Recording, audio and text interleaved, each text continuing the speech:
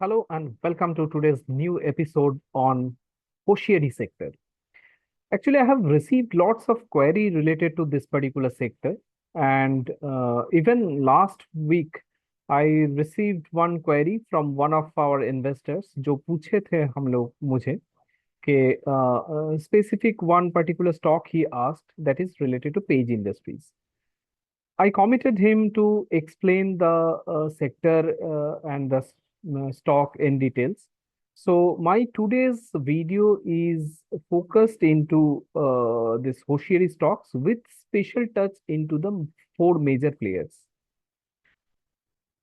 See, basically, why I have been receiving these queries because number one, this sector remains underperformer for quite some time. तो लोग काफी समय से सोच रहे हैं कि प्रोबेबली इसका टर्न अराउंड होगा is it the inflection point तो that's why I have been receiving queries number one number two there is a steep fall in the raw material prices usually क्या होता है कि आपका रॉ मटेरियल प्राइसेस अगर fall होता है correction होता है तो that is good for the end users तो आपका कॉस्ट कम होगा तो that is good for the margin part तो इसीलिए एक एक्सपेक्टेशन है कि रॉ मटेरियल प्राइसेस सस्ता हो रहा है तो दैट इज गुड तो सेक्टर परफॉर्म क्यों नहीं कर रहा है तो हो सकता है बहुत in near term it will perform so that is the general understanding मगर let me tell you the business model, the structure of this particular sector is very, very different from traditional other businesses. Usually जो होता है आप textile बाकी textile garments का ले लो कुछ भी ले लो फैब्रिक्स का ले लो गारमेंट्स का ले लो अगर आपका रॉ मटेरियल यर्न सस्ता हो रहा है that is up to a certain extent good अब किस हिसाब से फॉल हो रहा है उसके उस पे काफी सारा चीजें डिपेंडेंट है मगर hosiery sector is completely different तो in this video I will discuss that as well तो let me start with structure of this particular industry. So when we speak about Hosiery sector, we alternatively use it as the innerwear sector. मगर ऐसा नहीं है. Innerwear constitutes the larger part of the Hosiery sector. मगर इसके अलावा भी कुछ items है which are considered as Hosieries. तो as lingerie is the larger part, larger chunk of the hosiery sector, तो alternatively अगर यूज करते हैं बहुत गलत कुछ नहीं है टर्मिनोलॉजी का बात कर रहे हैं हम तो if we consider Indian innerwear market तो देयर आर थ्री सेगमेंट्स एक है मास जो economy class mid mid premium एक सेगमेंट है and premium and super premium segment है उसके ऊपर तो अगर आप इकोनॉमी क्लास देखते हो तो that is the largest one quite natural more than 50% is economy class little more then 30% is mid premium class and premium and super premium constitutes around 15%. So this is the structure of the Indian innerwear market. और एक angles इसको split करता है कि men's wear women's wear kids wear if we speak about men's wear then menswear is only 28 to 32%, not more than that. But women's wear is the largest part. It's around 65 to 70% of the innerwear market. तो innerwear market का अगर आप thoroughly देखते हो तो ज्यादा मतलब larger contribution comes from the female wear, not from males wear. And kids wear भी है जिसका कंट्रीब्यूशन बहुत कम है 2 to 3% and kids wear is gradually getting highlighted these days in the branded segment तो मैक्सिमम क्या होता है कि फीमेल आई सेड कि female wear is the largest part but that female wear part was largely unorganised men's wear जो organised retail जो आप देखते हो सॉरी ऑर्गेनाइज्ड जो कंपनीज आप ऑर्गेनाइज्ड प्लेयर्स आप जो देखते हो दे आर मेनली मतलब they were catering mainly men's wear segment but female wear is a new segment which companies are focusing मतलब has started focusing recent past. इससे पहले तो बिल्कुल वो नहीं था. तो this is the Indian hosiery sector.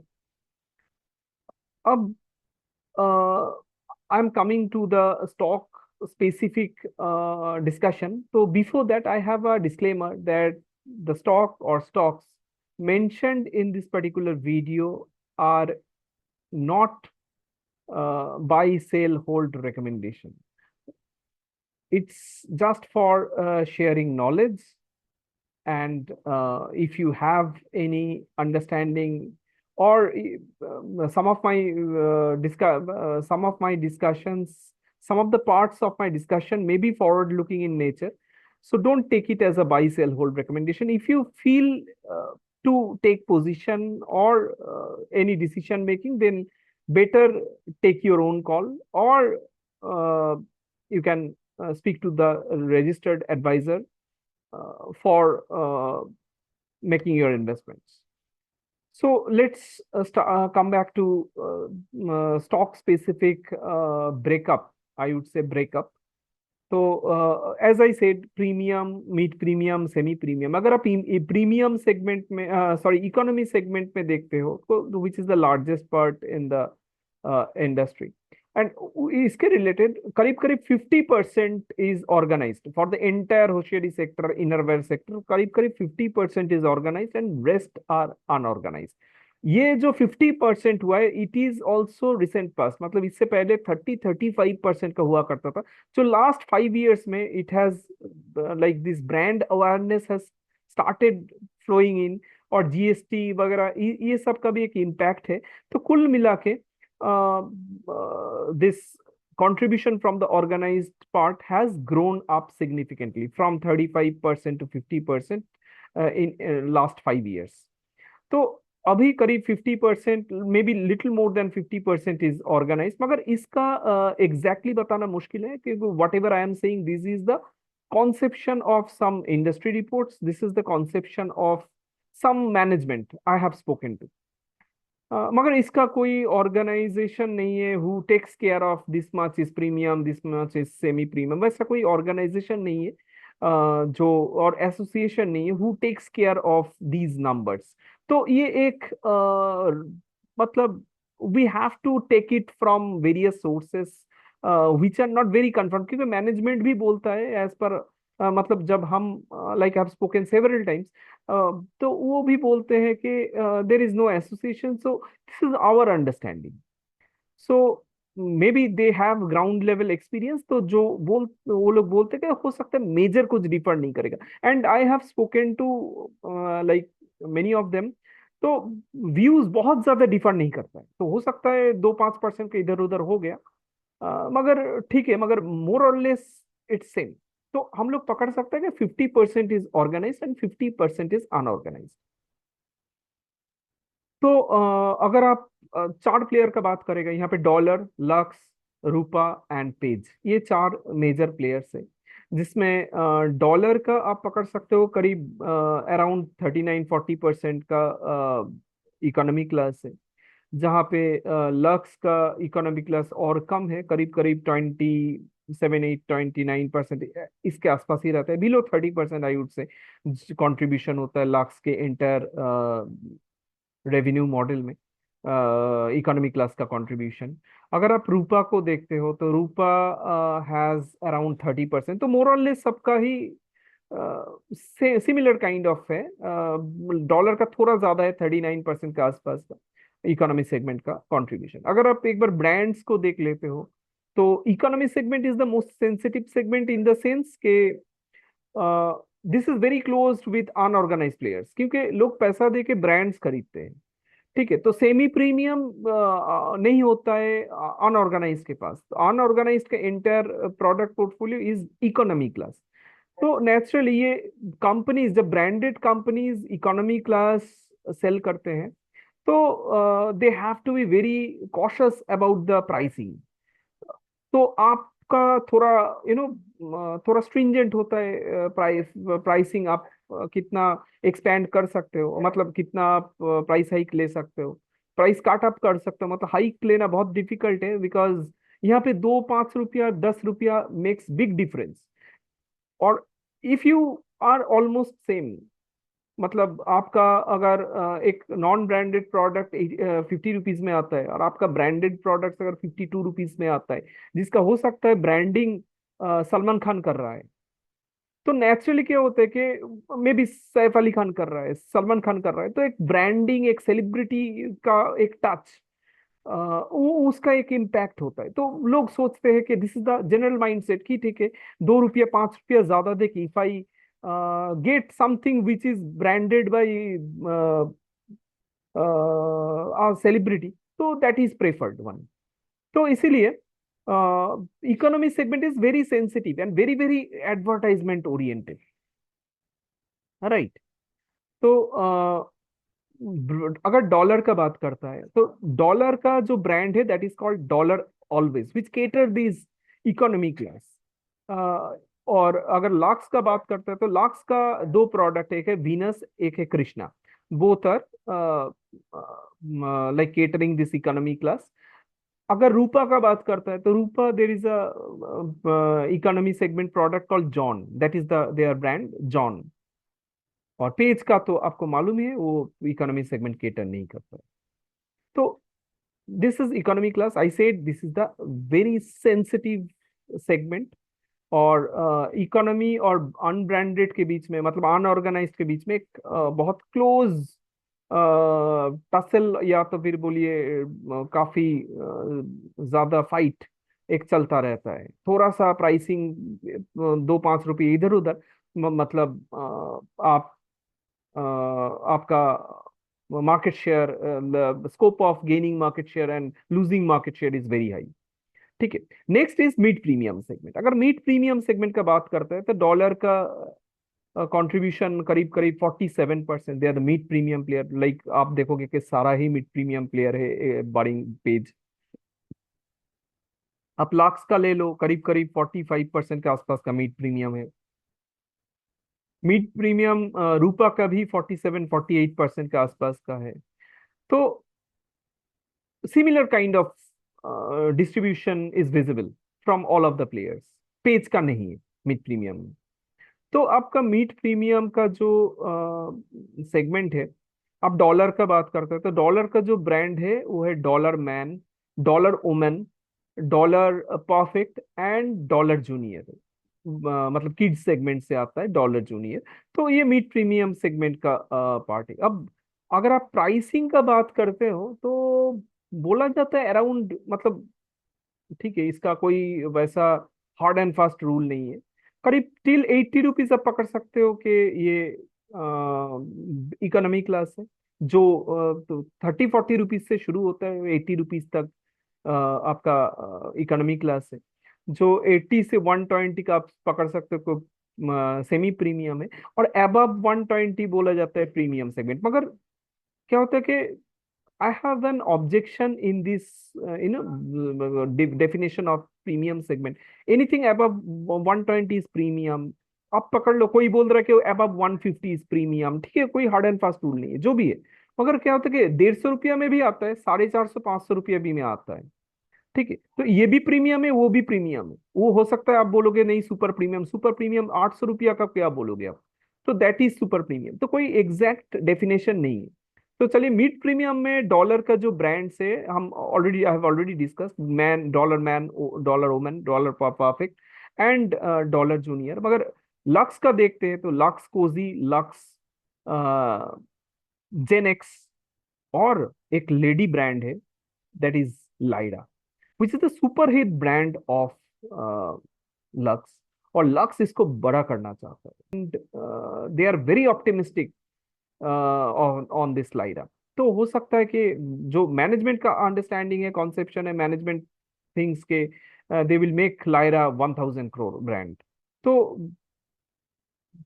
opportunity size is very big in the women segment, because I have already told women segment is the larger part and it is mostly unorganized. तो naturally अगर आपको branding एक sense वहां पे आ रहा है ना, it's very easy to switch from unbranded to branded. ठीक है. And specifically when women participation in the workforce is growing, then opting for branded products is highly possible.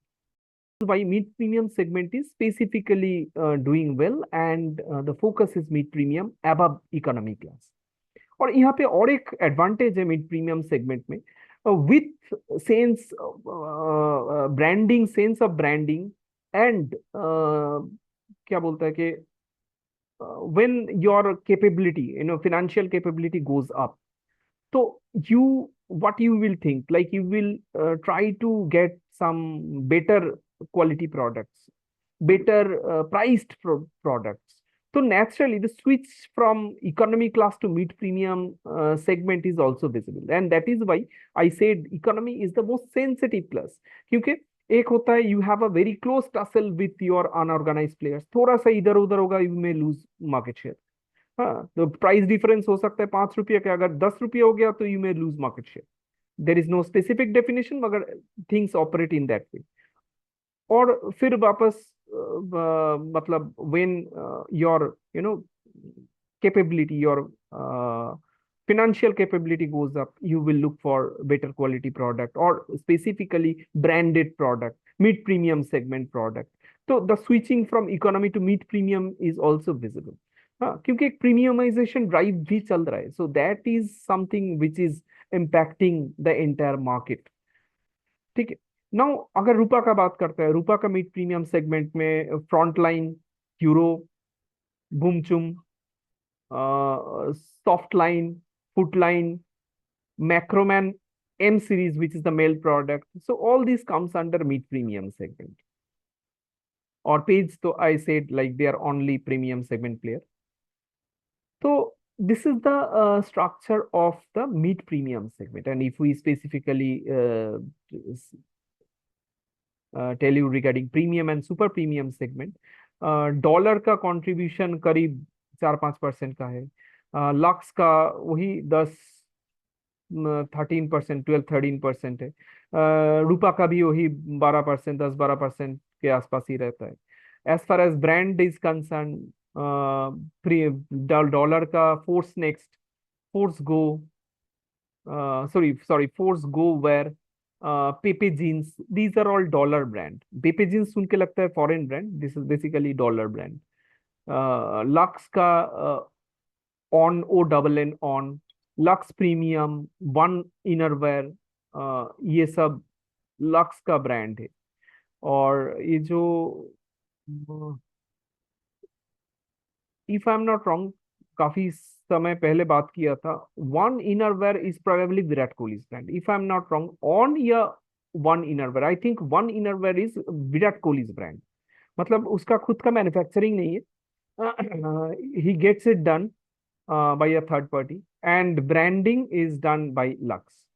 ठीक है. तो इट्स विराट कोहली ब्रांड, मगर इसका ज्यादा कुछ मार्केट में हाइप नहीं है, और ज्यादा कुछ वो भी नहीं है, मार्केट में क्रेज नहीं है. तो management is not that optimistic with Virat Kohli brand. तो again, like as I said, like all these players are very bullish on mid premium segment rather than premium and super premium segment. और मतलब I have spoken to management several times. I found like premium रखना होता है इसीलिए है, इस type का है. ठीक है, बिक जाता है, मतलब they are sending their products to MBOs, EBOs, और let's say to various retail house stores, तो बिक जाता है, दैट्स इट.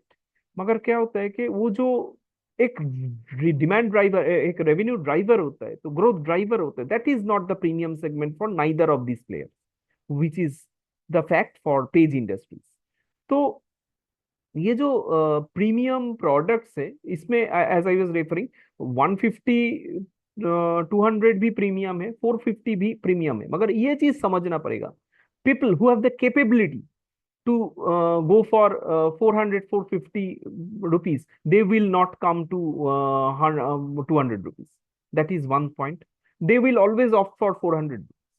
200 rupees वाला जो है, 150-200 rupees वाला है, वो हो सकता है rare he can think on 400, 450 rupees, 500 rupees. इनरवेयर। मगर जो 450 वाला है, मतलब he is targeting who purchases only that, उसको अगर सुपर प्रीमियम बोलते हैं, super premium, he will never come down to this premium 150 200 250 rupees product. So this is one thing. And another one thing कि देखो प्रीमियम सेगमेंट में क्या होता है कि जो सुपर प्रीमियम है उसका अगर प्राइस 10% क्यों 50% भी बढ़ गया, 450 का अगर 600 रुपीज हो गया, they will purchase it, they will not switch to some other category. मगर यहाँ पे क्या होता है कि अगर जितना आप डाउन द लाइन जाओगे, मतलब डाउन स्ट्रीम जाओगे, मतलब down the pyramid, I would say correct terminology, down the pyramid जितना जाओगे, वो आप देखोगे कि कॉस्ट सेंसिटिव उतना ज्यादा है। प्रीमियम जो 150 का खरीदता है वो सब मिड प्रीमियम में आ सकता है, मिड प्रीमियम इकोनॉमी आ सकता है, इकोनॉमी अनब्रांडेड के साथ एज आई सेड स्विचिंग करता रहता है। तो these are like super premium, premium specifically super premium is not at all price sensitive. ठीक है।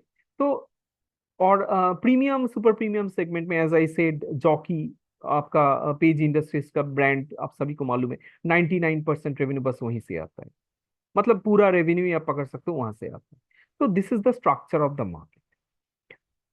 अब एक चीज बहुत जानना इंपॉर्टेंट है, mark raw material prices was correcting for quite some time. Raw material यानी कि yarn prices had a straight fall for few months, and उसके बाद लास्ट 3 महीना like it is stable at the bottom. तो लोग यहाँ पे कैच यही है कि क्वेरी, दो क्वेरी है कि लोगों के मन में जो डाउट है कि इतना फॉल हुआ है, अब बॉटम आउट होना चाहिए, मगर नहीं हो रहा है। लोग क्वेश्चन है कि यहाँ से बॉटम आउट होगा, किसी को मालूम नहीं।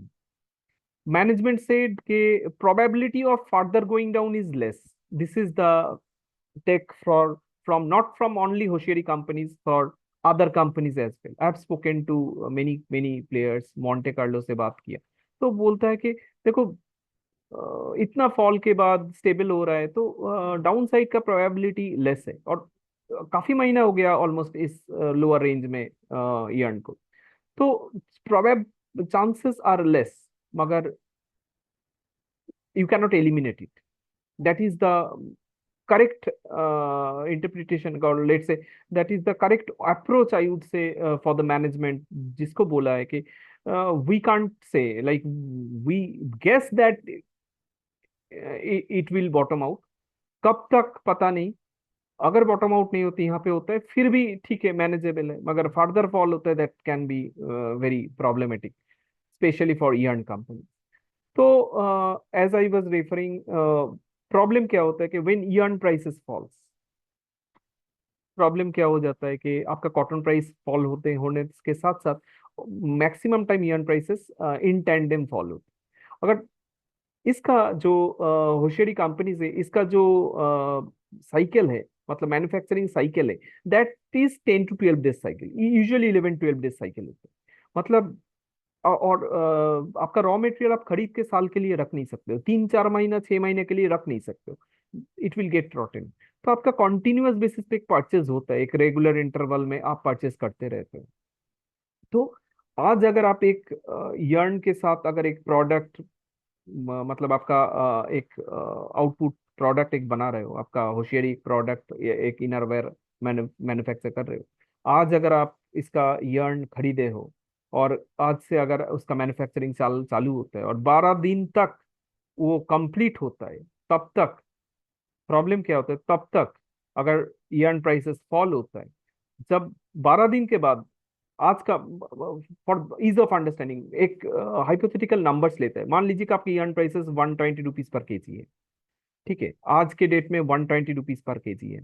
आपका आउटपुट, आज आप मैन्युफैक्चरिंग चालू कर रहे हो, आज जो 120 रुपीज का यर्न का मैन्युफैक्चरिंग चालू कर रहे हो, जो 12 दिन के बाद आ रहा है आउटपुट प्रोडक्ट, तो आपका output product is linked with this 120 rupees yarn. मगर 12 दिन में 120 का 100 रुपीज हो गया, अब आप प्रोडक्ट बेच रहे हो 120 के हिसाब से, कोई नहीं खरीदेगा। People will ask for product based on 100 rupees, क्योंकि then prevailing market price is 100 rupees. That is the catch. यहाँ पे प्रॉब्लम हो जाता है मैन्युफैक्चरर। तो नेचुरली क्या होता है, this is the problem with every one in this particular industry, for from organise to unorganised, every one, wherever there is price sensitivity, this is the problem. जिसका ज्यादा impact mid premium से economy class तक आता है, और premium maximum इसके इसमें ज्यादा कुछ प्राइसिंग इम्पैक्ट नहीं होता है, और उतना प्राइस सेंसिटिव नहीं होता। सुपर प्रीमियम तो एकदम उसके बाहर ही है।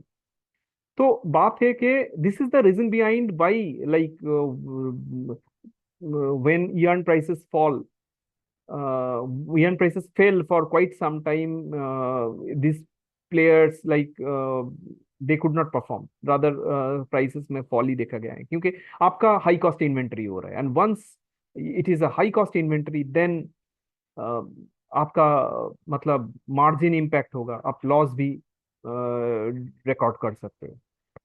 मगर क्या होता है कि आप सेल नहीं कर पाओगे, आपको पास ऑन करना ही पड़ेगा, नहीं तो आप सेल नहीं कर पाओगे। So this is the problem with the rest part of the players who are focused into economy and mid premium segment. मगर player who is in the premium segment, जैसे पेज इंडस्ट्रीज का, इसका problem क्या है? Why this company didn't perform? ये premium segment में क्या हुआ है कि there's a huge competition, lots of players have entered in this particular space. Lots of foreign players, I would say, entered in this particular space, and that had a like the competitive scenario of the market has been impacting the performance of page industries, जो मेरे समझ में आता है। तो that is one major reason why page is also an underperformer, although it is not that much price sensitive.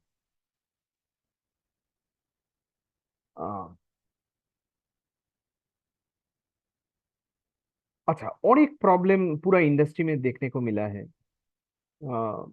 Inter industry में I am referring, that is the inventory pileup. के there was huge inventory in FY23, later part of FY23 से शुरू हुआ, and it extended till mid of FY24। Even Q3 में भी inventory था system में थोड़ा सा।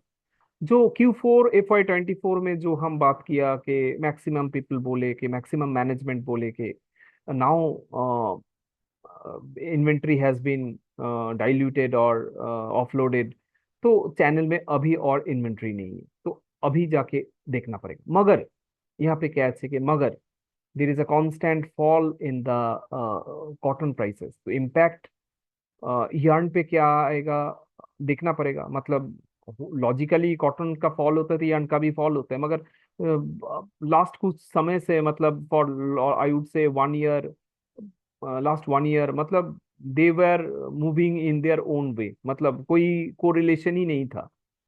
तो रिसेंट पास्ट कुछ दिन 2 हफ्ता 3 हफ्ता हम देखा नहीं है yarn प्राइसेस ऑनेस्टली। मगर कॉटन प्राइसेस में फॉल है स्पेसिफिकली इंटरनेशनल कॉटन प्राइसेस में। इंडियन कॉटन प्राइसेस करीब 62,000 रुपीज पर कैंडी में ट्रेड कर रहा था, फॉल हुआ मतलब मार्च अप्रैल मई में 62,000 के आसपास देखा है। नहीं, हम गलत बोल रहे हैं, अप्रैल में 62,000 रुपीज पर कैंडी के आसपास था, ट्रेड कर रहा था। नीचे आया मई में 56,000 आ गया, फिर वापस जून में वो बढ़ते बढ़ते फिर वापस 59,000 के आसपास, 58,000 समथिंग हम देखा है लास्ट। तो 58,700 करीब एक हफ्ता पहले हम देखा था। तो इंडियन कॉटन प्राइसेस पर कैंडी तो फॉल हुआ, फिर रिकवरी हो गया, थोड़ा सा रिकवरी हुआ है, तो बहुत ज्यादा कुछ इधर उधर देखने को नहीं मिल रहा है। और yarn prices I didn't honestly I didn't check in couple of weeks rather। तो उससे पहले क्या हुआ कि कॉटन yarn prices में फॉल था और उसके बाद स्टेबल था काफी समय से। तो we have to keep a close watch क्या हो रहा है वहां पे। अगर yarn prices get stable. Stable prices are the most favorable conditions. yarn prices अगर stable हो जाता है, confidence मिलता है market को, inflation का impact भी थोड़ा बहुत आता है, inflation भी थोड़ा बहुत relaxed है, except food inflation. Food inflation is very sticky, showing very sticky nature. बाकी का थोड़ा सा कूल ऑफ हुआ है, तो इन्फ्लेशन अगर फेवर में होता है, कॉटन प्राइसेस स्टेबल होता है, yarn प्राइसेस खास तौर पे स्टेबल होता है, then we can take a call. मगर ये सिनारियो कब तक हमारे सामने, that is something we have to keep a close watch.